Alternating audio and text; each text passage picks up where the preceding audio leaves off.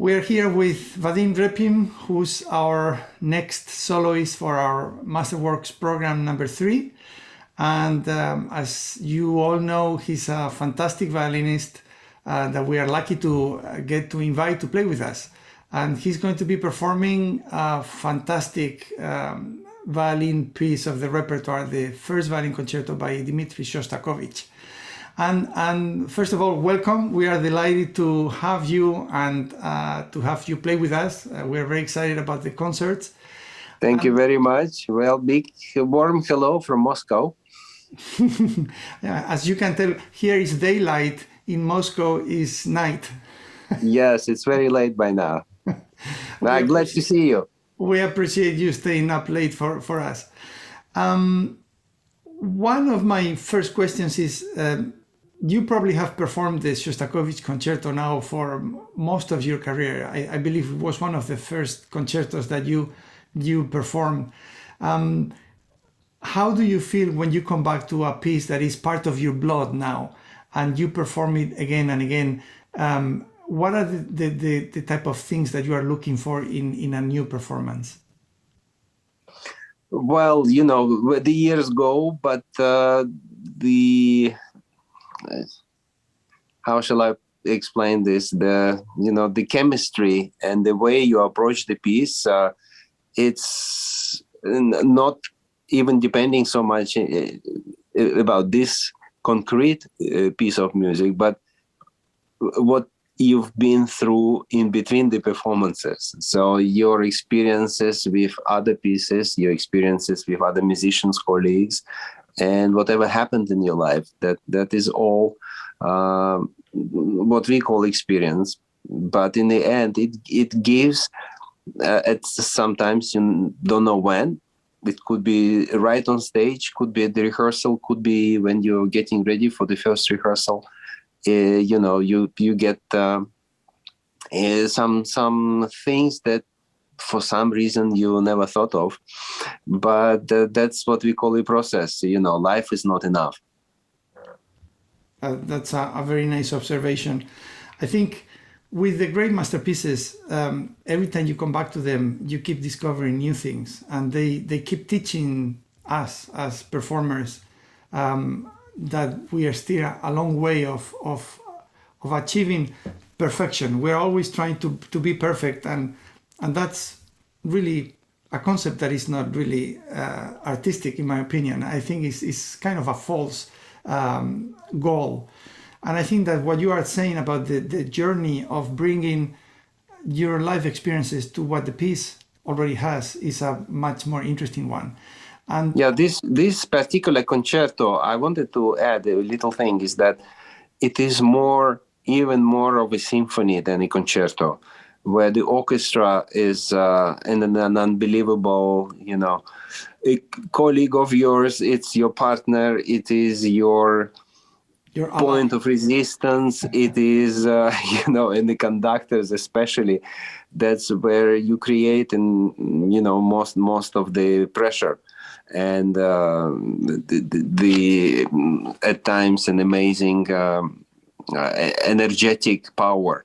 And for example, Maestro Gergiev is one of the conductors that I associate this concerto very much, because we played it through so many decades together, and with Mariinsky Orchestra, with Vienna Philharmonic, and with many others, with London Symphony, and it's always, every time, is a very special experience. And I wanted to mention as well a person in my life that I little bit consider my musical life before and after meeting, and that was Mstislav Rostropovich. And especially with this concerto that we worked when he was conducting some pretty many concerts that we did together, me as a soloist.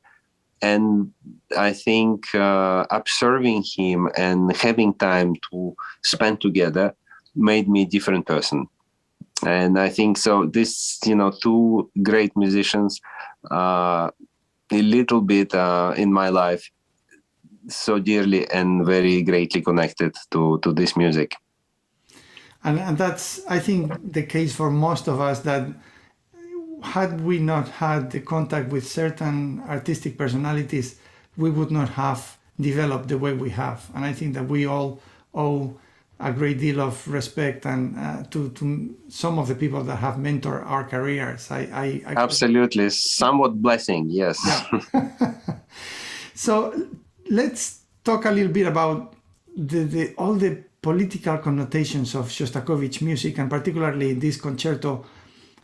For you being much more closer to the culture of the Soviet era than us, and you were born just a few years before Shostakovich died, right? So you actually were alive when Shostakovich was still alive. Yes, I was a very little kid, yes, just starting to play violin, yeah. What do you think that Shostakovich was going through, trying to be a composer, to create art in such limited conditions? As you know, the Soviet Union at the time became very critical with Shostakovich, and he was pretty well. Yeah, you know, I think the artists in general are dependent on the situation around, and of the people that they have to be together. They have to, you know, purely meet. And when the system is not nice to you, in a way, it's you resist. And I think Shostakovich is more than many others, to me, represents in a way of what is this English word? In a way, is the one that writes the history. You know, the one and that actually documents the given time of history, maybe much more than other great Soviet and Russian conductors of the 20th century.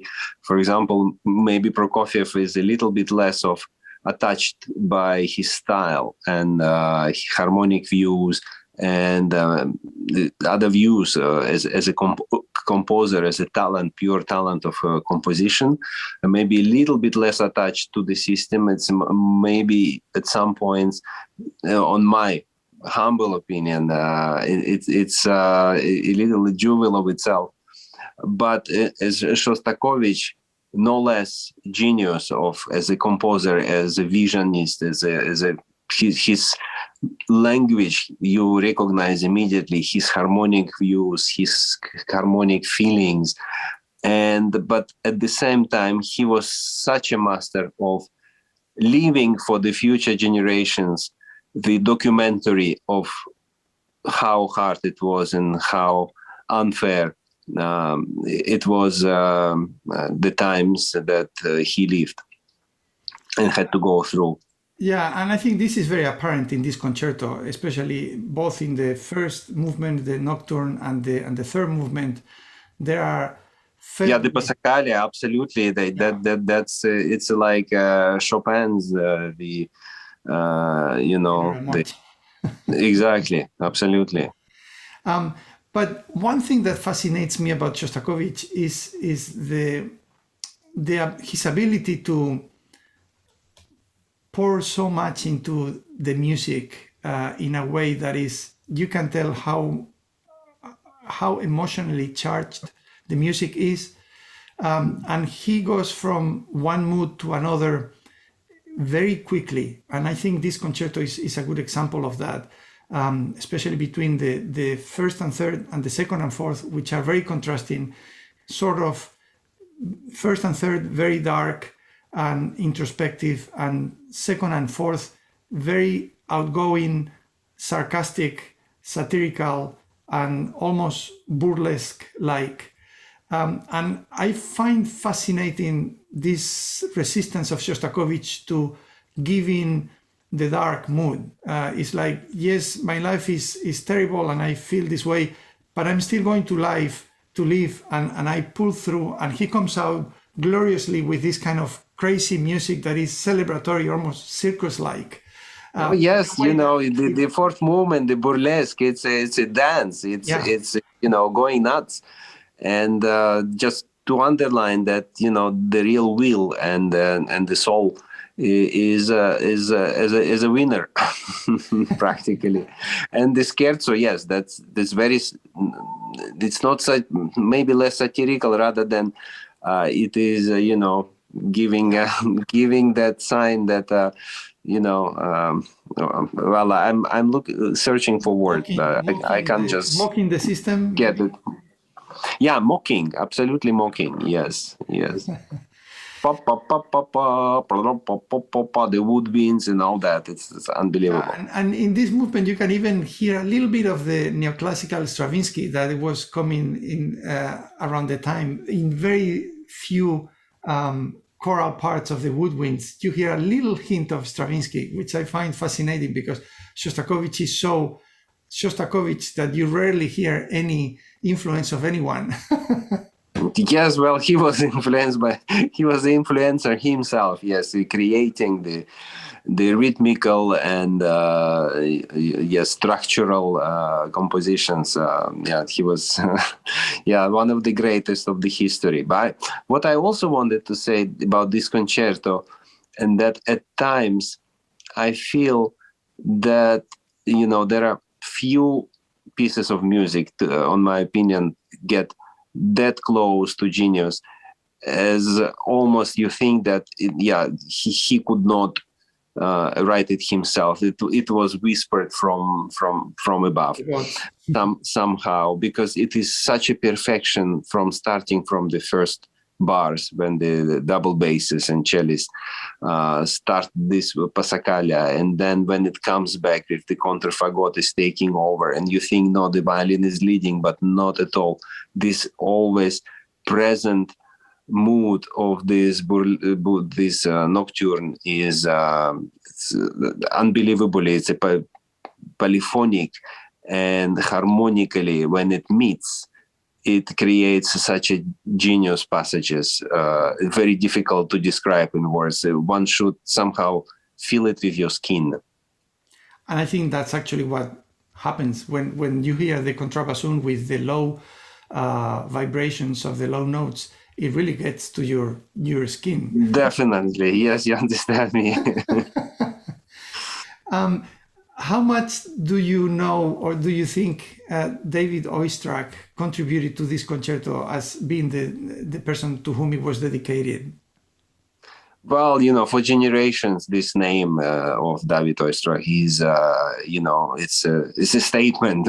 It's a piece of history, and his recordings of this concerto is exemplary in every possible way one can imagine, with only maybe one exception that for after meeting Rostropovich, I wanted to say this story, that he asked me personally to let's have it a go and try once to play the original version of this beginning of the finale, where the violin is the dominant instrument, to introduce the public with the theme of the burlesque, and to be in one way a soul leader, but at the same time to have this very special energy that the violin creates at the beginning of the fourth movement.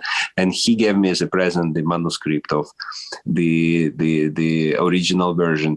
And I think every musician or music lover knows the story, that it was Oistrakh who asked Dmitry Shostakovich to change this in order for violinist to have a rest for his right hand arm, for the right arm, after such a huge and amazing charged cadenza, especially being after the third movement, which is, as we know, it is a slow movement, but the amount of pressure and amount of physical gift that it requires, it's playing it together, it's practically impossible. And I remember my younger years when I was 18 or 7, I think I was 18 years old, when my teacher, Professor Braun, at that time, he said, listen, you save your energy in the cadenza when you play general rehearsal because you won't be able to play to the end. And me, a young player saying, I don't have enough power to finish the concerto. Come on, you must be joking. And in reality, yes, general rehearsal, when finally I played the whole concerto with cadenza and tried to give it all I had to do this, it was actually exactly what happened, that I could not continue playing the fourth movement. When the orchestra started playing the theme, I was desperate. I didn't know what to do because my right hand went down and I had no power to bring it back to violin. So I had to cheat in a way that holding the violin in my left shoulder and using my left hand to bring my hand up and try to somehow play something of the finale, just not to mess up completely. And at that time I understood that this is something really serious that I never experienced in my life before, playing already quite difficult concertos. But one thing to that I wanted to add is that I had by now probably close to 30 years experience with this concerto. And of course, thinking of it, trying out different things, trying out the technical abilities, technical knowledge, there are ways to be able to continue playing the finale and quite in full power and not losing any of the musical tension. And I mean, needless to say that I agreed with Slava to say, okay, we must do that. And my first experience with that was even greater because you feel yourself at the top of the world, just performing this main theme of the fourth movement after suffering all cadenza and actually running into finale and kind of, that's the goal. That's why you've been suffering for that bars of liberation and the theme of the burlesque that brings you completely to a different level of the emotional instability. Let me ask you one last question because your time is very precious and we don't want to take too much. No, I'd love to chat with you. I must say, I'm looking very much forward. And there are one memories I remember is that I was in Illinois. I was in Chicago. My first concert after September 11th. Was with this concerto. And I was in America and I performed that all week. And I remember that the atmosphere in the concert hall was burning. It was that I will never forget in my life. This all performances were, as for me, as for the orchestra and the conductor, for everybody and the public, it was in one way a requiem to those who, misfortune, who died in this awful event. And those scenes and those feelings that I lived, I will never forget in my life. I think this is a very good observation that comes back to what you were saying earlier, that you bring all your life into every performance of any work of art like this one. And when you get to a place where the life experience of other people has that sort of tragic connection, then it becomes so much more meaningful in a much greater, in a much bigger dimension than what. Absolutely, different level. Yes, I agree completely. Let me ask you a little bit. I used to be a violinist, and I was always fascinated by the schools. And when I was studying, I studied in Brussels, in Spain, then in Brussels, then in the States. But I always admired the Russian school with Oistrakh and Leonid Kogan and Milstein and all the great violinists. how much of that you think is part of your playing? Because nowadays, I think that the schools are disappearing. The playing is becoming so much more homogeneous that it's hard to pinpoint where things come from. But you have studied with. I still remember the days I once performed at the Economic Forum. And that was many years ago with Yehudi Menuhin conducting. We played I think Mozart pieces and something else. And when first time I heard this word globalization, I think that's what you just explained is a little connection to this word. But nevertheless, for me actually, tradition and the school is two different things. And sometimes they don't connect at all.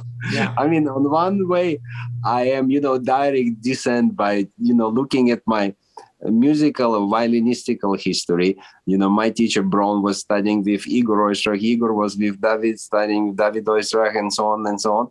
And this way, we go all the way to our, which is, Russian school of violin playing. But still, I think that the school is created by personality. And in that case, it is, I think I name my only teacher, I consider violin teacher, is Zachar Braun, who created his class and who continues to make an incredible effort and beautiful work with so many hundreds of young musicians. The other thing is the tradition. That's Russian, Soviet. It's both. It's very close. It's a complete dedication to the instrument, to music, to your views, to your taste, to your development, to what you think, and try to defend it with every concert. That your view of performing and the view of interpreting things, because we are interpreters. And definitely we all look at the score, and for us it is it's the ultimate document. It's like a Bible. We look at it, and we must in a way transmit these things. We have tour guides with musical journeys, and everyone has different taste, different ears, different mind, different dreams of the sound, of the phrasing, of everything. And some of us more introverted, some of us extroverted, and we all have light, we all have place under sun. But the tradition goes is, total dedication and absolute defending your views of music. And this is what makes our profession so interesting, is that you can never get bored, because you can always be performing a piece of music differently. And when you perform it with someone else that brings something new, you keep enriching your views on that piece and on music in general. So we are so looking forward to having you. And I'm particularly looking forward to performing this with you, and the orchestra is as well. And I think that is going to be a terrific experience for all of us. And thank you, including me. I'm looking forward very, very, very much. And thank you for this conversation. And we touched already the grounds, and I think we have the same breath in this way. I hope so. It was probably more important than the first rehearsal. Probably. Well, have safe travels, and we'll see you very soon in Annapolis. Absolutely. Thank you very much. Can't wait. All the best. See you soon. Thank you. Gracias. Bye.